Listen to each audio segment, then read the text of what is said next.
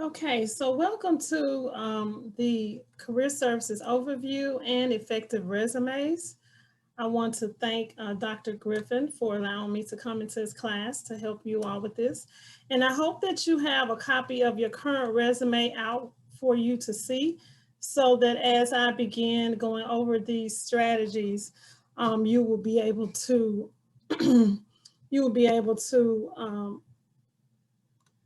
make corrections to your resume as we move forward. I don't know if you all know how to do this, but if you know how to raise your hand, I would like for you to do that so that if you have a question, you can raise your hand, and you can do that by clicking the participants on your screen and then raising your hand, which is a button at the bottom. So yes, if you will raise your hand so I can know that everyone knows how to do that, I appreciate that. Thank you, David, Rossman, and Ashton, Georgie, Cody, Tyler, Cedric, David, Greg, Ali, Rob, Tyler, Kevin, and am I missing anyone? Joel. Okay, so I think everybody almost has it. So thank you for raising your hand. If you haven't found it, please let me know. Okay, thank you.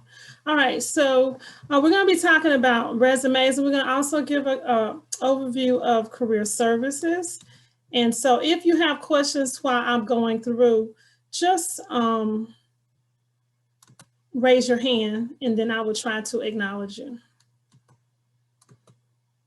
So at Career Services, we do several services for you. And in Career Services, we help you with career advising, the resume and cover letter review, which is today you're going to learn how we expect your resume to be for employers. We also help you with mock interviews before you go to an interview.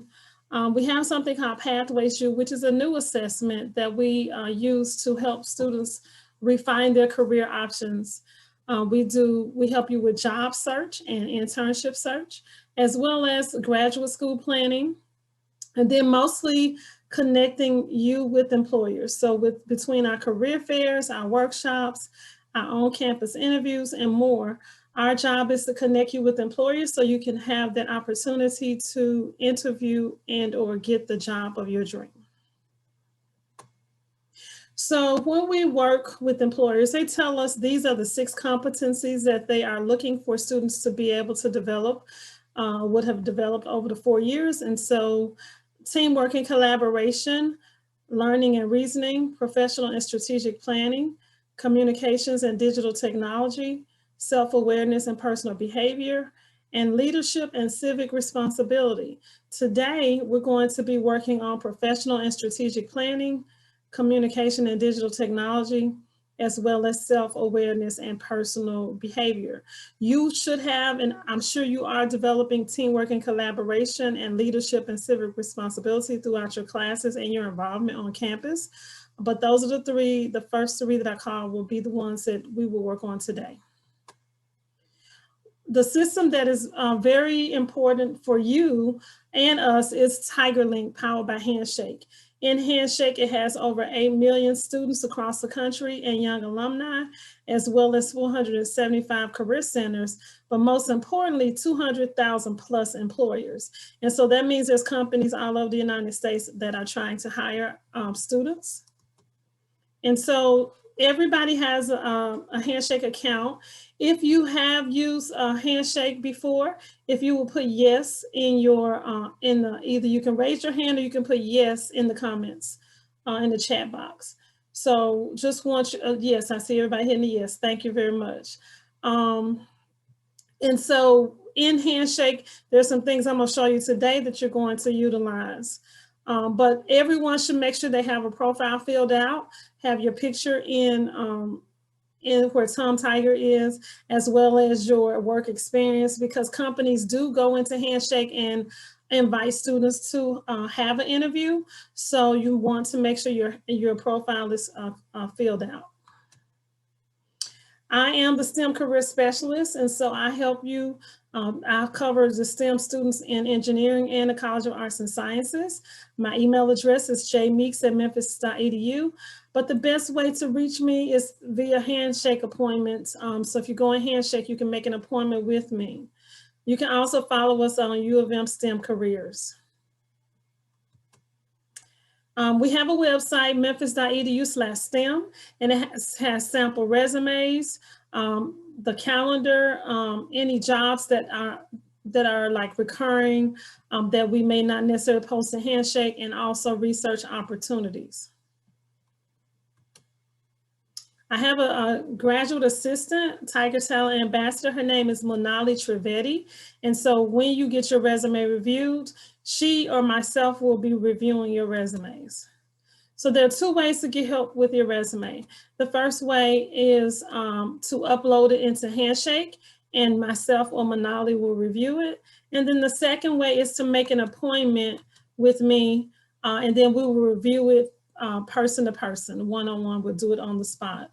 And so whichever one works out better for your schedule, we will be able to assist you. When you go into Handshake, in order to upload your resume, you're going to click on your name or your picture, and then you're going to click on the word documents. And then you will click on add a new resume. And so that's where, once you add that resume there, it will come in my queue, and we will be able to review it and give you comments and feedback. So let's talk about the resumes. How many resumes do you need? I always tell students to prepare a great resume by having one general one with everything you've done on it, but that's not the one you send to companies. The one that's a general one with everything just lets you remember everything you've done as it relates to jobs and internships and projects and all those categories. And we'll talk about those in a minute. And then you're going to do multiple targeted ones based on the position. So it is very important that you customize your resume to the position you're applying for. So it depends on what the company is looking for, will determine how you will streamline your resume and make it targeted for that position. Resumes should not be over 2 pages. And we'll talk about that a little bit more, but you want to have one resume with everything for your purposes, and then you're going to have multiple targeted ones, and you'll change it every time you apply for a job. So the purpose of the resume is the first meeting between you and the recruiter and the employer. It opts you in or out of the recruitment process, and excuse me, it opts you in or out of the recruitment process. And it's your personal calling card for your new potential role. So first of all, they're going to see your resume before they see you, unless you meet them at an event or someone introduces you. So how many seconds, and then I want you all to put this in the chat, how many seconds do you think it takes to make that first impression with your resume?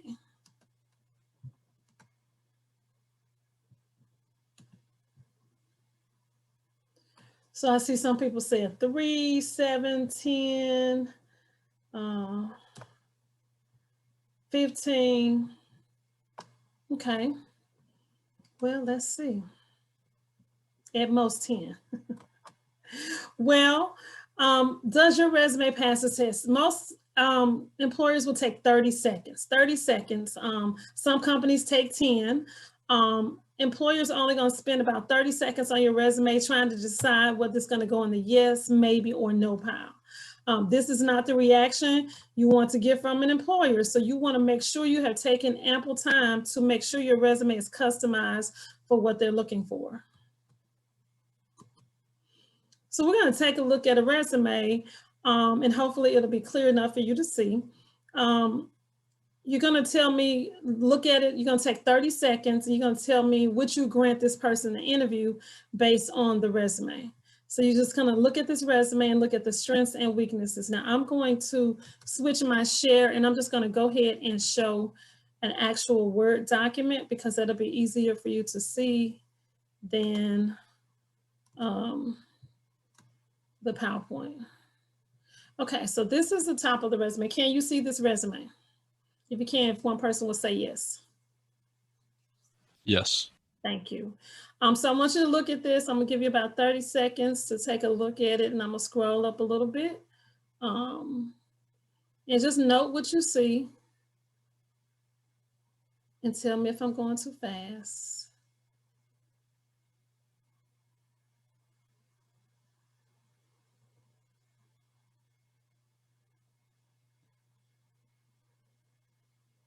Okay, and I'm gonna go back up.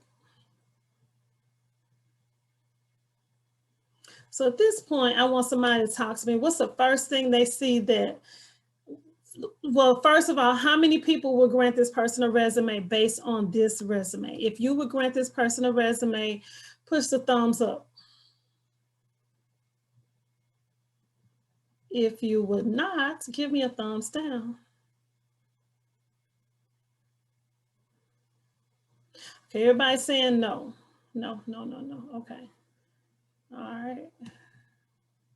All right. Now, so let's look at this. Tell me what's wrong with this resume. What do you see? I don't know this person's name. Yeah, hire me now. Okay, we'll start with the name. Very good, Tyler. What else? GPA listed is not very impressive. Not very impressive at all. So that's the fact. Another thing is you want to make sure your GPA is a 3.0 or above, or just don't put it on the resume. Okay, next person. Next thing. Colors. Rosman. They're using green. They're using green. That's right. No green on, no color on the resume. The only people we allow to put color on their resume are students that are in art and graphic design. Everybody else, we want to remain black and white. Thank you, Rosman. The bullet points descriptions. The bullet point description. So what are you thinking about the bullet? You mean the actual part of it that's stated? Yeah, like they don't provide any info. Good, just translated, provided advice. We really don't know. Translated what? We have no idea. Okay. Rosman? Did you want to say something else, Rosman? Okay, anybody else? So I'm just gonna go ahead and go to the reveal. How about that? I'll go to the reveal. There's a whole lot here that was going on, and let's start. Actually, I gotta go back to my PowerPoint.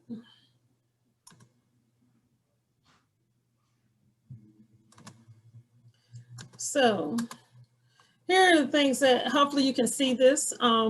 The email address is jmanstud@hotmail.com. The GPA, of course, someone called that out. The bullet points, and then we don't know when they worked at Greenville Hospital. There's no date. Of course, the bullet points. And then when we're going down, he has a spelling error. He or she has a spelling error on the resume. They use the words I. You do not use personal pronouns on your resume. So right here, there seems to be a conflict. They said they had the dean's list for 5 semesters, but in actuality, the GPA is too low. So that would be, that would already be a red flag for the hiring manager or HR. The other thing is, let's see. They said they type 40 words per minute. That may or may not be impressive, depending on the type of position they're trying to get. And then their personal interests. They said they play basketball and watch sports on television, and I'm a major Republican and love all movies. So all of this is irrelevant to the position they're trying to attain. We really don't know what position it is, but your personal interests are not what the employers want. They want your technical ability and your skills. And then lastly, we don't put references on a resume. You will create a different document for that. So this is just an idea. And then the formatting, as far as here, they have bullets here, and then they have like a mini paragraph or sentences here. So consistency, the bold, the not bold, not bold. So you have to be consistent across the resume. The font sizes are different. And so all those things go into play in that first 30 seconds of a resume. So what is a resume?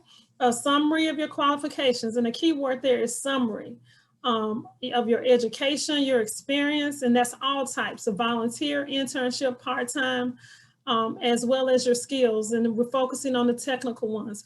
We do not recommend you put soft skills on your resume. So don't say I'm a good communicator or a good problem solver. We consider those soft skills. And then it's your marketing tool. It's an advertisement of you. So you have to know who you're sending this resume to and make sure you take time to prepare your resume so they can reflect you in the best light. So what makes a good resume? It needs to be easy to read quickly, make your key points stand out, error-free, targeted to the position you're applying for, and highlight your skills and accomplishments, and then relevant content. So it's stuff that's related to what you're trying to do, not just everything you've done. So how you format them. To get a resume to fit on one page, you need to reset all your margins and set them to 1 inch or 1.5 or ½ inch or from the top, left, bottom, and right. So all the way around. So we need that white space. You don't want to take your resume all the way to the edge trying to fit all kinds of things in there. They need that white space so they can easily follow along your resume. If you've had multiple jobs, internships, research, and publications, your resume may end up being 2 pages. Or if you're a non-traditional student, your resume may end up being more than at least 2 pages, no more than that. Anyone have any questions on this part? When you list your resume, it needs to be in reverse chronological order, meaning the last thing you've done and go backwards. Emphasize your work experience history around the dates, and then highlight your career progression. And this is what the employers prefer. So your style and appearance, make sure your font size is no smaller than 10 and no larger than 12. You want to use fonts like Times New Roman and Arial, those standard formats. You want to use bold, italics, and all caps consistently. So whatever you do in one section, be consistent across the whole resume. You want to use bulleted statements with action-oriented verbs. And I think one student highlighted that Rossman talked about those descriptions were not action-oriented verbs and statements. They were not statements. And then we want to make sure those margins are set and make sure you balance the white space and the text. If you have to physically turn in your resume, and this doesn't happen often unless you're in an in-person career fair or an event, you want to make sure you use neutral professional resume paper. And you're going to use the letter size 20 pound. It's going to either be white or ivory only. No pink, no blue, no yellow, white or ivory. You want to use the same style paper for a resume and a cover letter or CV. And your references. So whatever, if you have to mail in a resume, make sure all the documents are on the same type paper. So here are the sections that may be included on your resume. Your contact information should be first and your education should be second. We found people turning in resumes from templates online and then they put the education all the way at the bottom of the page. The first thing employees want to know is, do you have the degree or credential that they need to proceed to determine if you're eligible for the position? So always put your education section second after your contact information.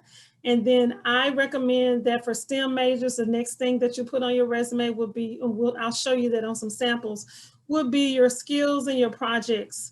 And then depending on your internship or work experience. If you don't have an internship experience or any work experience that's directly related, then these projects that you have done in your major are qualifiable to be right after your skills section. If you've done any research, that should be on there. Your publications, if you've written any papers, so scholarly journals for your major, any honors, awards, languages, any professional development you attended, volunteer activities, memberships, training, community activities, leadership, study abroad, certifications, and licensures. So your engineering exam, if you all took that, should also be included in your resume. So the 4 most important, I said 4 most important sections are education, skills, projects, and experience for STEM majors. I added projects because some other majors don't do projects, but we do. So some students ask the question, well, if I worked at a restaurant or at a store, do I include that on my resume?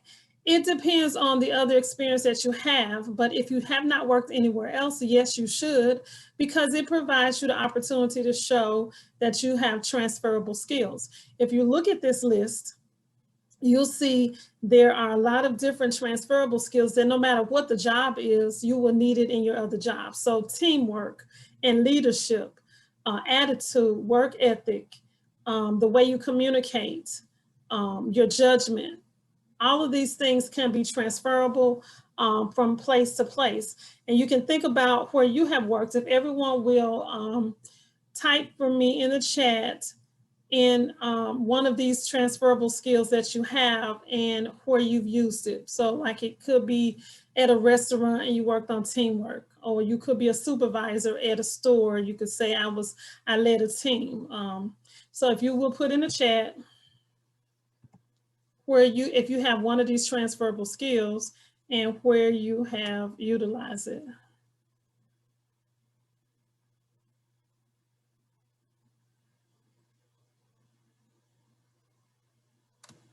Are you all with me? Yes.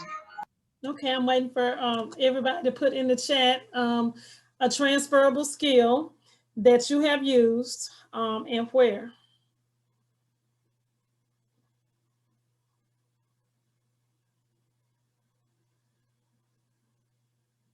Okay, leadership, IT, teamwork, work ethic. Thank you at at Lenny's. Thank you.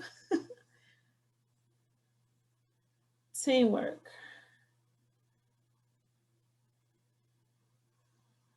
Now, Zedric, I don't know if we can use the teamwork in your parents' lawn beautification, unless you were doing it for someone else. Work ethic at Jordan Scholar Engineers, body language, and Zoom meetings with faculty. Okay. We couldn't put that on the resume though.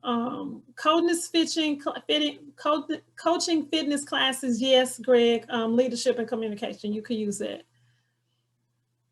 So it has to be either a volunteer opportunity or a job, a part-time job that you have utilized one of these skills in.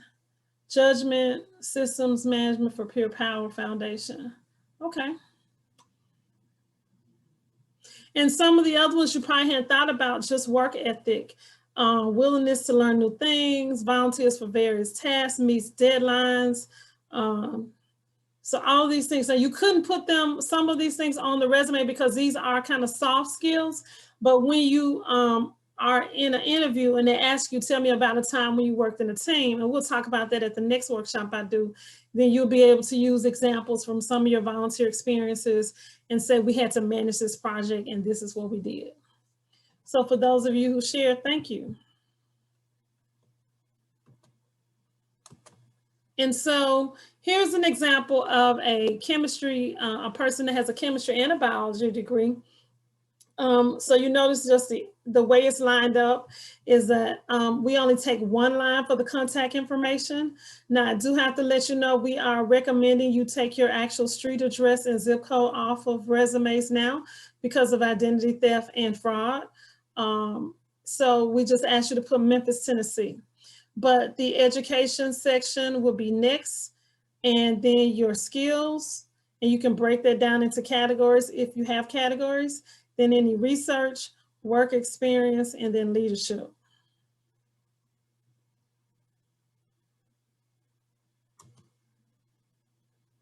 Here's another example of an electrical and computer engineering student's resume where they have a licensed engineer in training and their technical skills, and they just list them out. They don't have them in categories. And then the relevant courses, they felt that it was necessary to list that, and then their work experience. Then they also had a project. And so they listed the class name in the University of Memphis and Memphis, Tennessee, and then what they did. They also told you what they actually used. They used P-Spice to simulate the design. They put their activities, and so if you had a leadership role, you can put the title you had. If not, if you were just a member, you would put member, and then always include the date range, and then any awards. So here's a little bit more, break it down into the different sections. The sample education section, you want to spell out Bachelor of Science. Do not put BS on your resume or MS when you get a master's degree. Spell it out, and then the actual degree you obtain, and then the university and the city and state, and the expected graduation date. Now, once you graduate, you'll remove this line and you will put a comma, and you will just put December 2017. And then the GPA. Do not include any high school diploma or GED in your education section. Now, if you have 2 degrees, you would put the last degree first, and then you would, this is how I was telling you, you've already obtained your bachelor's degree, you would put a comma and the year, and then the degree.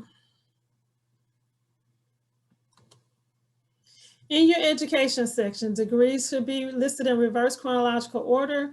Only include schools where you earned a degree. So if you went to another college and transferred, you cannot include that on your resume unless you obtain associate's degree or some type of certificate. Again, I can't say enough, do not put your high school information on your resume. Spell out the proper names of your degree, your major, and your minor. Include names and locations of schools and programs. List the graduation date. Do not list dates of attendance. So don't put a range on your degree. They don't really care how long it took you to finish. They just want to know when you're going to finish or when you finished. If your GPA is a 3.0 or above, then you include it. You want to add any awards, honors, and scholarships. If you have more than 3, then you can create a separate section for honors. If it's less than 3, then you just include it with your activities. If you did a study abroad, you can also include that just below your education section. So relevant coursework, it's important to put, if you're gonna put that, you wanna use it to put when you are lacking related experience but wanna demonstrate the knowledge. You wanna list the titles of courses you've taken that relate to the position you're applying for. So you don't wanna put everything you've taken like English and all the other extra, just basic general courses. You wanna put your higher level courses. Now, if you're applying for a position that wants to know if you had experience in a certain area, or knowledge of, you wanna put that, but not everything you've taken. So don't put all your courses. I kind of recommend if you're specializing in a particular area in your major, then you put those courses, which means that wouldn't be something that everyone else has already taken. It will be courses that will make you an expert in that area. So now let's get to the action verbs. Using action verbs to highlight your skills. So these are examples: conducted individual, small and large group counseling sessions, tested, tutored, and evaluated, and you're going to continue the sentence with whatever that was. Develop software for emerging growth welding a robotics firm. Redesign a cereal packaging line. Provided line sketches and equipment recommendations. Hired, trained, and supervised 5 employees. Developed and implemented a comprehensive assessment and evaluation program, and then prepared and presented daily lessons in science and math classes. So these are just some of the examples. We do not want you to use the words responsible for. So just eliminate those words because it's not necessary. And on the website, memphis.edu/STEM, under resources, I have a list of action verb starters. So here is an example of the electrical and computer engineering experience section. If you look at this, they have the position, the date range, the company name, and the city and state. And then they explain what they did. And they also tell what languages and tools they use. These are like the buzzwords that when companies are searching for people and if they're going through a resume database, you want to make sure you have the keywords that are relevant for the position you're applying for so your resume can be tagged and pulled out and say this person has what we need. So I'm going to ask if I could get me some readers to help me with this. I'm going to ask you to read the incorrect way and the correct way to write something. In action verb examples, remember that I, me, or my are not needed on the resume, and then cut out words that are not needed and try to be specific when describing what you did. So can I get a volunteer to read the first example?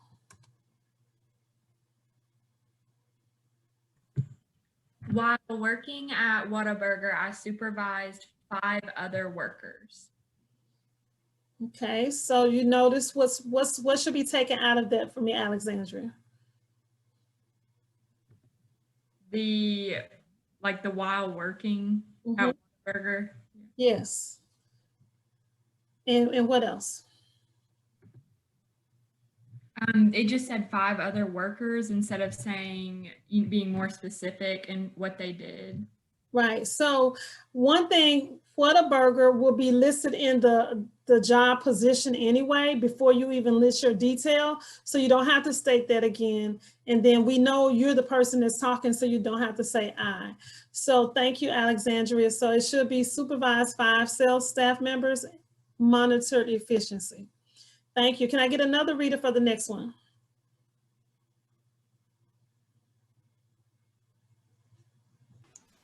As a worker at Acme Company, I programmed all computers. Now, the key thing about this, we don't know what they programmed. We don't know what they used. We don't know how many. And so go ahead and read the next one for me. Programmed computers using JavaScript and C++. And so I'll accept that one, but I would prefer them saying program computers using Java and C script and C++. And what did they program them to do? So we don't really know that yet, but that's better than the first one. So we eliminate the company name and we at least know what languages were used. Thank you, Greg. Okay, so sometimes your writing will be too brief and it doesn't really describe your accomplishments. So can I get a reader to read the too brief in more detail?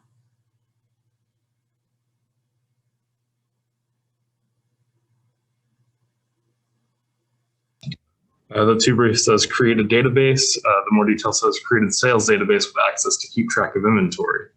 Okay, It's so much more goal oriented and specifying what you do. Thank you, Tyler. That's right. And so we at least know it was a sales database now, and we know that they use access to keep track of inventory. Can I get a reader for the next one?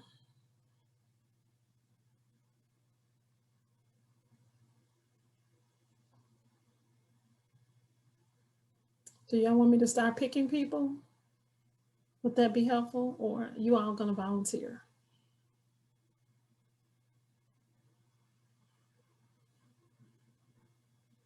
Supervise staff, and then another one says supervise 5 sales staff members while monitoring efficiency. Thank you, Nicholas. And so you see the difference in supervised staff, it really doesn't tell us much, and we don't really know what they did. So thank you so much for that, Nicholas, I appreciate that.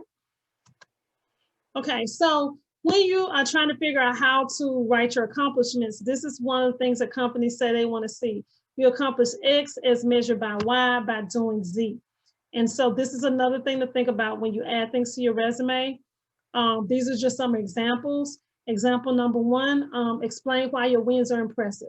So you could say won second place in a hackathon, but it's better to say won second place out of 50 teams in a hackathon with a standout productivity tool. So now we know we didn't know at first how many people were competing, but now that we know there were 50 people, that's more impressive than just saying you won second place.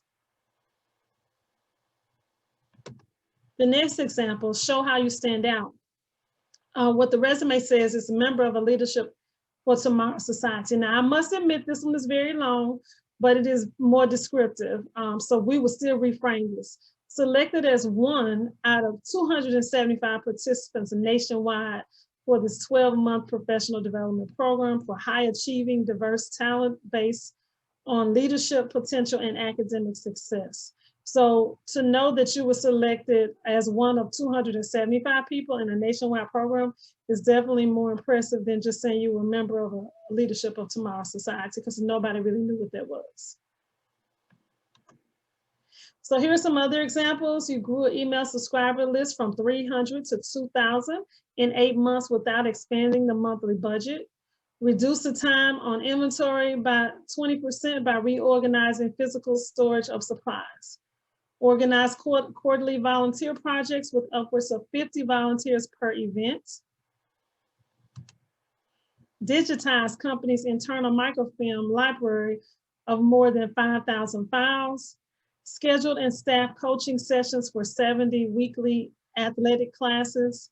Assist the head teacher in overseeing and educating 18 students for 3 months.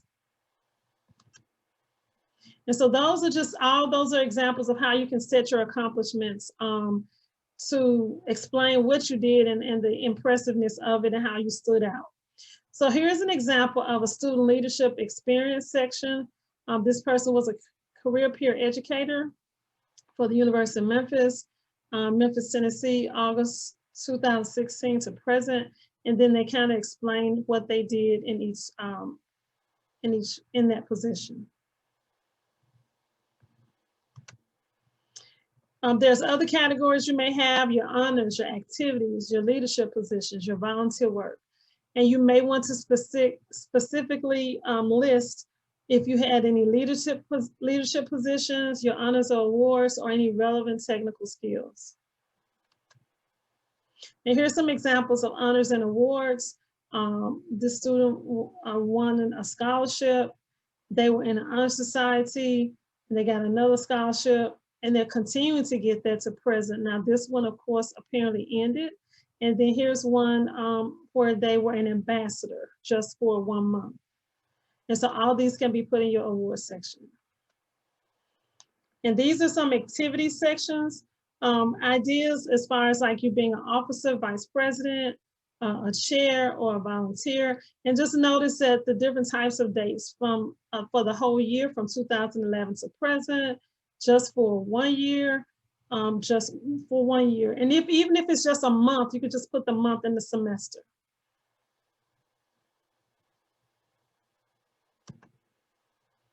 In your skills session, we recommend you separate listing computer skills. Be specific, listing product names and version numbers if possible. If you're seeking a technology position, you should break it down in categories such as programming languages, hardware, software, operating systems, databases, peripherals, etc. If you speak more than one language, you should also list them here, indicating your level of proficiency. So here's an example: the languages, the applications, the machines, and then the actual speaking languages, French and Spanish and German. Make sure in activities, you can put your leadership and your volunteer experience if you don't have 3 or more, as opposed to breaking it out.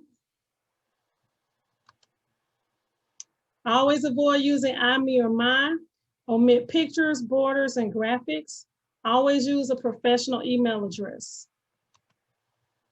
If you are an international student, but you have US residency or permanent residency, and your name is an international name, it is very important that you put whether it's permanent US residence right there below your name, or US citizen, because if your name is international, that 30-second decision that's made at the beginning, and if that company does not sponsor, you're gonna go in the no pile.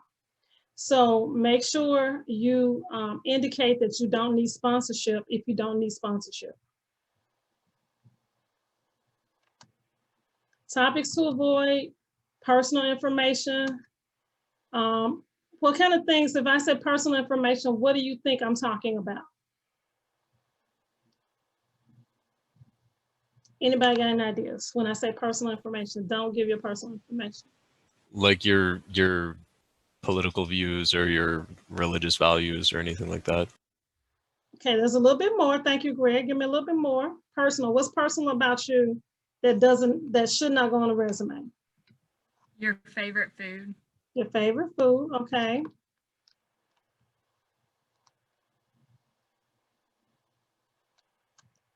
Your race, if you're married, If you have children, your hobbies, your age, and your religious affiliation. So why would it be important for them not to know that you're married? Some people have different views about whether you're married or not. Some people have different views about whether you have children or not. So it's not relevant to determining if you're eligible for the position. So there's no need in volunteering that information. And we'll talk about that a little bit more in the interviewing section at the next workshop. Because even when they take you out to dinner or when they have a coffee with you, that's still an interview. So just make sure you try to leave all that off of your resume, because these are the things in that first 30 seconds a person, they're not supposed to use that, but people are human and they have biases and they'll never tell you, but you want to make sure you eliminate anything that would prevent you from being eligible for a position. Now, we recommend you not using resume wizards because you have no control over the format. You can't move things around. It puts things in weird places. And then your spacing is kind of off and you can't control it. So we recommend you just use a Word document and update your resume. The resume samples I have on memphis.edu are a Word document, and you can just type your information in that Word document. Your references, use a separate sheet for your references. Only give that information when you're asked, and do not include it in your resume. Now, if you're applying for a job online and that's required, that's just typing that information in, but do not include it in your resume. Your references should include faculty, former employers, advisors, internship supervisors. Do not use personal references unless they ask you to. And then you want to choose individuals who are going to sell you to the employer. That means someone who thinks very highly of your work ethic or your technical ability, not someone that's questionable whether they like you or not, or you had a conflict with. So be careful with that. And final thoughts, make sure you proofread, avoid personal and controversial information, avoid paragraphs and personal pronouns, and then be able to exemplify when you ask your transferable skills and accomplishments, and then make an appointment with me so that I can help make sure your resume is refined like it needs to be. So on our memphis.edu/STEM website, I have a resume checklist there for you with all the things we just kind of went over. Resume action verbs by function. And then we also have resume action verbs just in alphabetical order. And that is all I have.